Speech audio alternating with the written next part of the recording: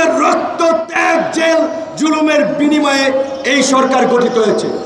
তারা যদি আমাদের কথা না শুনে এই অভ্যুত্থানের স্পিরিটের বাইরে গিয়ে কাজ করে, অবশ্যই তাদের বিরুদ্ধে আমরা রুখে দাঁড়াবো। উপদেষ্টা নিয়োগকে কেন্দ্র করে আমরা বারবার বলছিলাম, সকল রাজনৈতিক দল আপনাদেরকে সমর্থন করছে, করবে। আপনারা যা করেন আলোচনার মাধ্যমে করেন। আমরা তো আপনাদেরকে আনকন্ডিশনাল সমর্থন দিয়েছিলাম। আপনারা যদি ভুল সিদ্ধান্ত নেন কিংবা রাজনৈতিক দলগুলোর সাথে আপনাদের যদি দূরত্ব তৈরি হয়, তখন একটা সন্দেহ, সংশয়, অবিশ্বাস বাসা বাঁধবে, যেটা ইতিমধ্যেই তৈরি হয়েছে। কিন্তু আমরা এটা চাই না সরকারের সাথে জনগণ, আন্দোলনকারী শক্তি এবং রাজনৈতিক দলগুলোর কোনো দূরত্ব তৈরি হোক। তার জন্য সরকারের ভুল পদক্ষেপ, পলিসির আমরা তীব্র সমালোচনা করি এবং আমরা এটা করব। পরিষ্কার কথা, আমরা এই সরকারের মন্ত্রিসভার অংশীদার নই।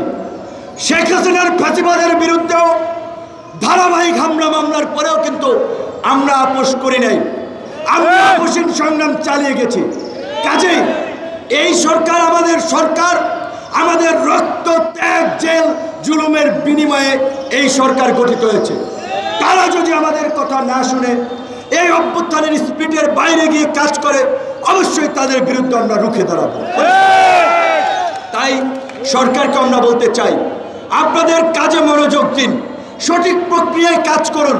কেন এই 3 মাসের পরেও পঙ্গু হাসপাতাল থেকে আমাদের আহত ভাইদেরকে সুচিকিৎসার জন্য রাস্তায় নেমে আসতে হয়? কিসের 3 লাখ টাকা? এটা কি ইকরামে আপনারা 3 লাখ টাকা করে দিচ্ছেন? তাদেরকে ন্যূনতম আহত প্রত্যেক পরিবারকে 1.5 কোটি টাকা করে সহযোগিতা দেবেন। নিহত প্রত্যেক পরিবারকে 1 কোটি টাকা করে দেবেন। এই দ্বিতীয় মুক্তির সংগ্রামে, জুলাই বিপ্লবে যারা শহীদ হয়েছে তারা এই প্রজন্মের মুক্তিযোদ্ধা। যারা লড়াই করেছে তারা এই প্রজন্মের মুক্তিযোদ্ধা। যারা শহীদ হয়েছে তাদের প্রত্যেকের পরিবারকে মিনিমাম 1 কোটি টাকা করে সহায়তা দেবেন।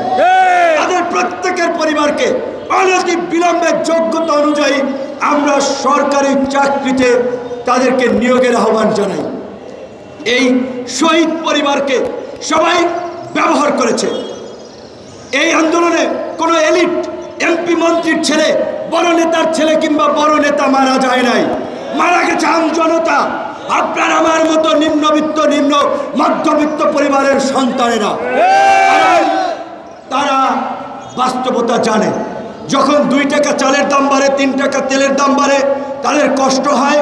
প্রতিবাদে তারা লড়াই রাস্তায় নামে, যেটা গত 1.5 দশকের ক্ষোভ এবং বঞ্চনার বহিঃপ্রকাশ এই জুলাই গণ অভ্যুত্থানের মাধ্যমে তারা দেখিয়েছে। কাজেই রাষ্ট্র পরিচালনায় এই সাধারণ আম জনতার অংশগ্রহণ নিশ্চিত করতে হবে। উপদেষ্টা পরিষদ বৃদ্ধি করা হচ্ছে। শহীদ পরিবার থেকে ন্যূনতম 2 জনকে উপদেষ্টা হিসেবে নিতে হবে। এটা আমাদের পরিষ্কার দাবি।